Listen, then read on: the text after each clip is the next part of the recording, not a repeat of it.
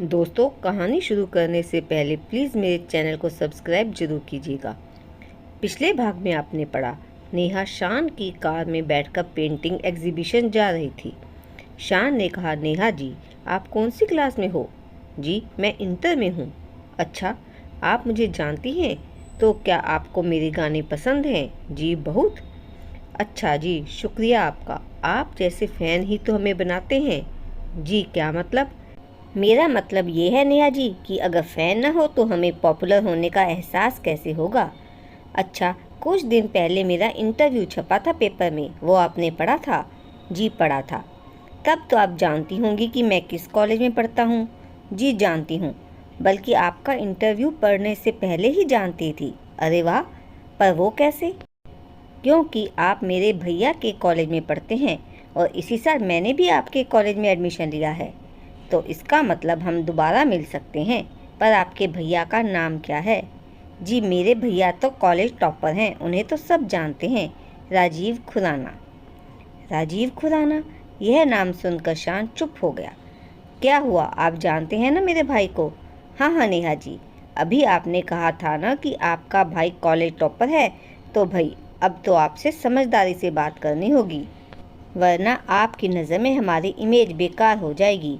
नेहा शान की बात सुनकर बिल्कुल चुप हो गई और खुद शान का भी मन कुछ बोलने का नहीं कर रहा था, इसलिए वह चुपचाप आगे देखकर ड्राइव कर रहा था। जल्दी ही एग्जीबिशन हॉल आ गया तो नेहा ने कार से उतरने के लिए दरवाज़ा खोलना चाहा। उससे पहले ही शान ने अपना हाथ आगे बढ़ाकर दरवाज़ा खोल दिया और नेहा उतर गई। नेहा आगे बढ़ गई और फिर वापस लौटी और शान को थैंक्स कहा। थैंक्स शान जी, अगर आज आप मुझे यहाँ नहीं छोड़ते तो मैं यहाँ नहीं आ पाती। शान ने नेहा को ऑल द बेस्ट कहा तो नेहा भी मुस्कुरा कर थैंक यू कहा और आगे बढ़ गई। नेहा एग्जीबिशन हॉल के अंदर चली गई और शान भी कार से बाहर आ गया और यूं ही ग्राउंड में चहलकदमी करने लगा। नेहा अपने पापा की नज़रों से बचते हुए एक और खड़ी थी। वह बस यह देखना चाहती थी कि उसकी पेंटिंग कोई स्थान हासिल करती है या नहीं।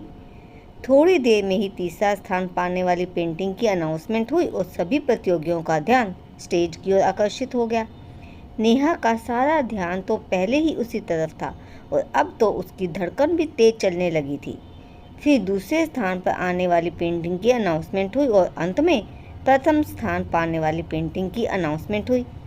नेहा की नज़र पेंटिंग पर पड़ी तो उसकी आंखों में खुशी के आंसू आ गए और वह बहुत खुशी से स्टेज की ओर बढ़ने लगी कि उसके पैर थम गए और आंखें आश्चर्य से फट गई।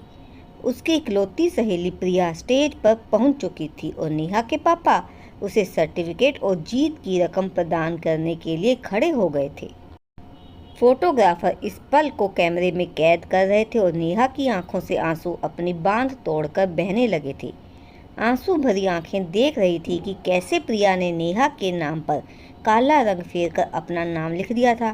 प्रिया खुशी खुशी स्टेज से उतरी तो सामने नेहा खड़ी थी। उसे देखकर प्रिया का चेहरा फक पड़ गया और वह नेहा को किनारे ले जाकर समझाने लगी। उसने नेहा के आगे हाथ जोड़ दिए और कहने लगी, प्लीज़ नेहा, मुझे माफ़ कर दो और किसी को मत बताना कि यह पेंटिंग तुमने बनाई है। मेरी बहुत बदनामी होगी।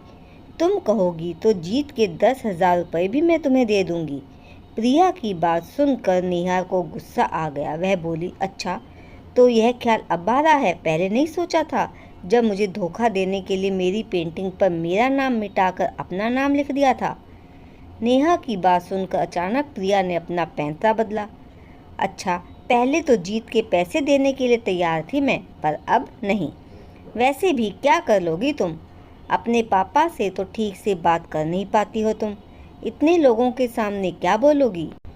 नेहा ने एक नज़र स्टेज की ओर डाली और लोगों की भीड़ और फिर अपने पापा को देखकर अपनी नज़रें झुका ली। वह सबके सामने अपने पापा को शर्मिंदा नहीं करना चाहती थी। नेहा की झुकी नज़र देखकर प्रिया कुटिलता से मुस्कुराई और एग्जीबिशन हॉल से बाहर निकल गई। उसके बाद नेहा भी हारे हुए कदमों से बाहर निकल गई। वह इधर उधर कोई रिक्शा तलाश रही थी कि शान ने उसके करीब आकर कार रोक दी। नेहा ने अपनी नज़रें उठाई तो शान से उसके आंसू छुप ना सके। शान ने कार से बाहर आकर नेहा को अपनी कार में बिठाया और खुद ड्राइविंग सीट पर आकर कार स्टार्ट करते हुए नेहा की ओर देखा। तभी नेहा के पापा की कार आगे बढ़ी, जिसे देखकर नेहा ने दुपट्टे से अपना चेहरा छुपा लिया। शान ने नेहा की हरकत देखकर सामने नज़र डाली तो बलराज खुराना पर नज़र पड़ी। शान को कुछ समझ नहीं आया तो बात शुरू करने के लिए कहा, कोई बात नहीं नेहा जी, ज़रूरी नहीं कि जीत हासिल हुई है कि नहीं, बल्कि हमारा कोशिश करना मायने रखता है और मुझे पूरा यकीन है कि आपने अपनी ओर से पूरी कोशिश की है। जी, हमारी पेंटिंग को पहला इनाम मिला है। क्या? शान ने चौंक कर कहा। तो फिर आपकी आंखों में आंसू? फिर नेहा ने शान को पूरी बात बताई और पूरी बात सुनकर शान समझ नहीं पा रहा था कि राजीव खुराना की बहन इतनी बेवकूफ़ हो सकती है। और जब खुद नेहा के पापा इस फंक्शन में आए थे तो नेहा को ऑटो से आने की क्या ज़रूरत थी? पर शान ने सारे सवाल अपने मन में ही रखे। शान ने कार आगे बढ़ा दी और नेहा से पूछा, नेहा जी, क्या आपको मुझ पर भरोसा है? जी। तो आप अपना नंबर देंगी? नेहा ने अपना मोबाइल शान की ओर बढ़ाया और शान ने अपने नंबर पर कॉल कर दिया। फिर दोनों में कोई बात नहीं हुई और खामोशी से रास्ता तय हुआ। नेहा के घर से थोड़ा पहले ही शान ने कार रोक दी और नेहा उतर गई। शान ने उसे बाय किया और नेहा अपने घर की तरफ बढ़ गई। दोस्तों, आगे की कहानी जानने के लिए अगला भाग जरूर पढ़िएगा। धन्यवाद।